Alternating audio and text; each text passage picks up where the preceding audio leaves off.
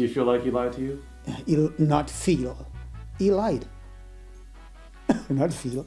It's obvious. America, that retired homeowner in Queens just said what every New Yorker who voted for this man is slowly figuring out. In less than 2 months, this man proposed tax hikes, parking fees, a wealth tax his own governor won't touch, and somehow still finds the time to host a man that the federal government says supports Hamas for dinner at the Gracie Mansion. Moody's ratings to change the city's bond outlook from stable to negative for the first time since COVID.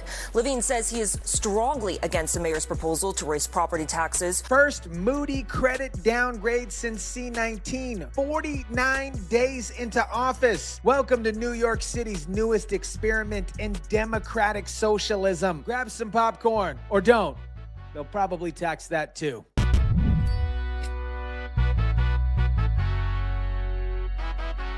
What is up, guys? Tyson, DeLaCruz here. Thank you so much for rocking with me. The state legislator loves wealth tax. The governor obviously doesn't. The controller is nervous, and the Moody's just downgraded the city. Meanwhile, Zohran Mamdani wants to give you, New Yorkers, they want to give you free bus rides. Let me explain this the way that they won't. Mamdani inherited a $5.4 billion budget gap. His plan, option A, get Governor Hochul to tax the wealthy. She said, no bueno. Option B, raise property taxes by 9.5%. The city council said absolutely not. So now he's floating out option C, charge New Yorkers for parking spaces that have been free since the invention of the car. What if the city's 3 million free parking spaces weren't free? Manhattan Borough President Brad Hoylman-Siegel says that could help residents find spaces and raise money. Over $1 billion worth of revenue that could be generated for the city. 3 million free parking spaces turned into a revenue stream. The city's treating public infrastructure like a vending machine. $1 billion, that's the parking lot math. Meanwhile, the actual budget gap just got reversed upwards by its own controller, and Mamdani's office didn't even know because the budget director was fasting for Ramadan and couldn't testify. I am not making that up, you guys. That is a real quote from City Hall. How is it that OMB got such a high revenue estimate? They did that by assuming that the bull market that fueled the financial industry in 2024 and 2025 continues in 2026, in what OMB refers to as another, quote, exceptional year. In that scenario, in their scenario, the securities industry would add 8,200 jobs over the next 2 years, triple what my office projects. Mamdani built his entire budget on the assumption that the stock market stays perfect forever. His budget office basically bet New York City's financial future on an exceptional year in the securities industry. 3 times of what the controller's office projects. That's not a budget. That is a wish list on Amazon Prime with the spreadsheet attached. And the moment the assumption is wrong, the $5.4 billion gap becomes something much, much worse. But wait a minute. There's more free stuff coming, you guys. And you're going to love how they plan to pay for it. So we all know Mamdani campaigned on free bus rides, free childcare, affordable housing, city-run grocery stores. Beautiful. Love the vision board. But here's what actually happened inside 49 days. To close a $5.4 billion budget gap, the mayor says he has 2 options: convince Governor Hochul to tax the wealthy, which she refuses to do, or raise the city property tax rate by 9.5%. Faced with no other choice, the city would have to exercise the only revenue lever fully within our own control. We would have to raise property taxes. He framed a 9.5% property tax hike as the only alternative, as if he has no other levels here. He said no other choice. No other choice. The mayor of the most tax-dense city in America, surrounded by more revenue options than any municipal government in the country, told homeowners in Southeast Queens that there's no other choice but to raise property taxes. And they showed up in force. Mayor Zohran Mamdani, you are out your goddamn mind. To the mayor, with the greatest respects, in every campaign speech, in every debate where you engage, we opened our ears to listen. Now today, accept the words echoing from us now. do your job as mayor and leave our taxes out. This isn't a Republican talking. This is Mamdani's own constituents telling him to back off. The people Mamdani told he was going to make their life affordable are the exact same people standing in front of the microphone screaming, "Leave our taxes alone." A retired real estate professional poured 35 grand into his own home. We're talking about porch, roof improvements, now facing a property tax increase to fund the promises made to get votes. Chat, that is not governance. That is a swap meat bait and switch. It's not a no. Deputy Mayor Dean Foulahan confirming all revenue ideas are on the table with the city facing a giant deficit. We have to solve this fundamental structural problem. It's not a no on parking fees from a mayor, you guys, who promised to make the city more affordable. Free bus rides, parking fees, free childcare, property tax hikes, city-run grocery stores, charge you for your parking spot. These things don't go together like ketchup and peanut butter. But that's the Zohran Mamdani economic plan.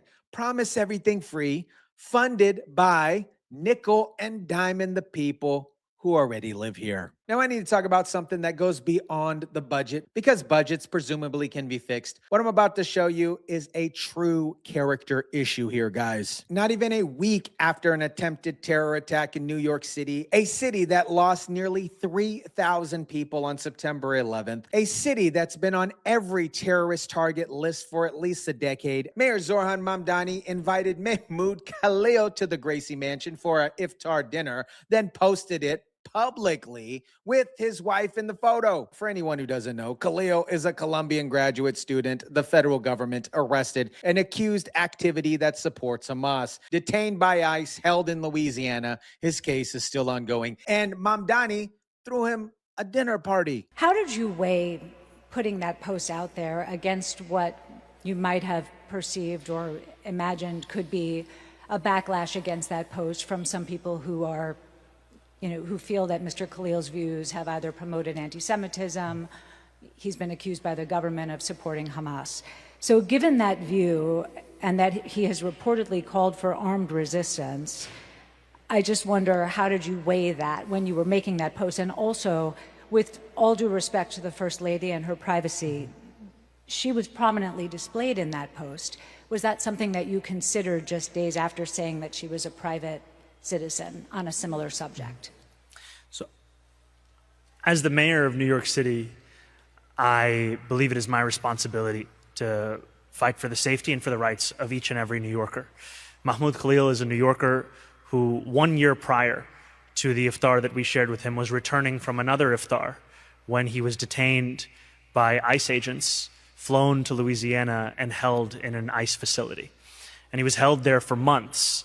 And the only charge that was levied against him was the exercising of his First Amendment rights. He framed ICE detaining somebody the government accuses of Hamas support as a First Amendment issue. The mayor of New York City just told you that the man the federal government accuses of supporting a designated terrorist organization was simply exercising his First Amendment right. That's his read, you guys. That is his take. And he puts his wife in the photo. The same woman he called a private citizen when asked about her the week before. Front and center of this dinner, because nothing says, my wife is private, she's a private citizen, like posting her at a dinner with federal detainees. It makes no sense. As much as I abhor the views that were expressed by the protesters who set up a protest outside of Gracie Mansion, in their words, to protest the Islamic takeover of New York City, the fact that they brought a goat and a bigoted display of what they view to be Islam, that they brought a roasted pig to my residence during the month of Ramadan, I still believe they have the right to protest, and I will still protect that right. He just described people protesting outside his house and still defended their right to do it while hosting somebody the feds accused of Hamas ties inside. Look, you guys, there's something almost admirable about defending free speech, even for people protesting outside your house with farm animals during Ramadan. That takes a certain type of commitment. But you know what else takes commitment? Being a mayor of a city that lost thousands of people to terrorism and still posting Instagram content with a federal detainee at your dinner table. Chat, this, my friends, is what weak leadership looks like, and the mustache isn't doing enough work to cover it up. So while Queens homeowners are terrified of losing their homes to property tax increases, the city's bond rating just got downgraded. That means their credit rating just got downgraded. Mamdani made time for what I can only describe as a press conference that summarizes 2024 absolutely perfectly. I genuinely, guys, did not know New York City still had an LGBTQ PlayStation 3 office. I probably should have guessed that, but sure enough, they do. And Mamdani just appointed the city's first transgender woman to run it. We all know too well the queer community, as well as intersecting communities and adjacent communities, are under extreme attack in this country from all angles, it seems, from the highest levels of government to society in general, and to even sometimes people that we consider friendly fire, unfortunately. And so now more than ever in this moment, it is so critical, I think, to have trans leadership because... Well, I hope you guys were able to read between the lines there. Under extreme attack. We all know too well the queer community, as well as intersecting communities and adjacent communities, are under extreme attack in this country. While the budget is collapsing and Queens homeowners are losing sleep over their tax bills, under extreme attack in the same week that Mamdani's budget director couldn't testify because of Ramadan. The controller raised the gap to $7.3 billion, and the Moody's downgraded the city. The mayor held a press conference to announce trans leadership for the LGBTQ plus 346 office. That is not a coincidence in timing. I think it's a distraction on purpose. And speaking of the LGBTQ plus CP3PO community being invoked, Josh Setter just had something to say about it. Josh documents this kind of hypocrisy consistently on his Instagram and TikToks. So go ahead and follow him on all platforms. Let's go ahead and check this out.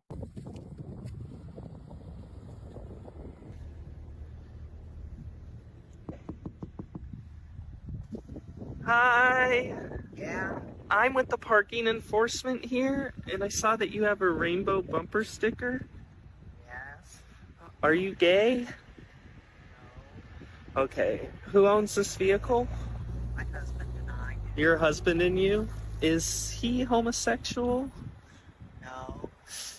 Okay. Unfortunately, you can't have that sticker if you're not gay. Yeah, it's considered orientation appropriation. You're kidding. No, I'm not. It was made a law under Biden, and it's actually a hate crime. Oh my goodness. I know. So I will have to write you a ticket. It's just a small fine. It's like $150. Oh, please don't. I'm sorry, I don't make the rules, ma'am. I just enforce them. And the rainbows do belong to the homosexuals now. So I'll have to give you the ticket unless you can take it off. I don't... I'll take it off. You will. How's your day going besides that, ma'am? It was going great. The same progressive politicians wrapping themselves in pride flags are hosting dinner guests who come from an ideology traditions that throw people off buildings for being gay. Make it make sense. That right there is the contradiction that nobody in mainstream media will say out loud. Mamdani hosting this guy for dinner who's organized on behalf of a movement connected to Hamas with zero organization that has zero tolerance for LGBTQ plus community. And then 3 days later holds a press conference about trans leadership in city government. Pick a lane, Mamdani, because you cannot champion both simultaneously without somebody eventually asking the obvious question here. America, here's the thing that nobody wants to say. New York City voters knew exactly who Zohran Mamdani was when they elected him. Democratic Socialist, renter, no executive experience, championed on giving things away the city can't afford. Now, my friends, 49 days in, property tax hikes proposed, parking fees on the table, Moody's downgrade locked in, controllers saying the gap is nearly $2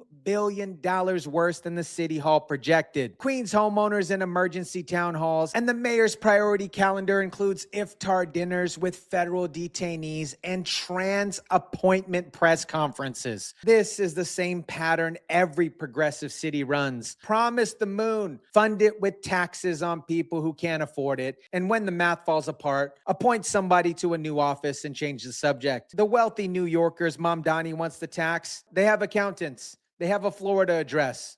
They'll leave. The Queens homeowner on a fixed income who spent 35 grand fixing up his house, he can't leave. He just has to pay. That, my friends, is the Mamdani economy. Expense for everyone who stays. Free for everyone who doesn't have to live by the same rules. Let me know what you think about this. Drop it down in the comment section down below. Smash the like button if you kindly would. Share, subscribe, and as always, guys, I'll catch you on the next one.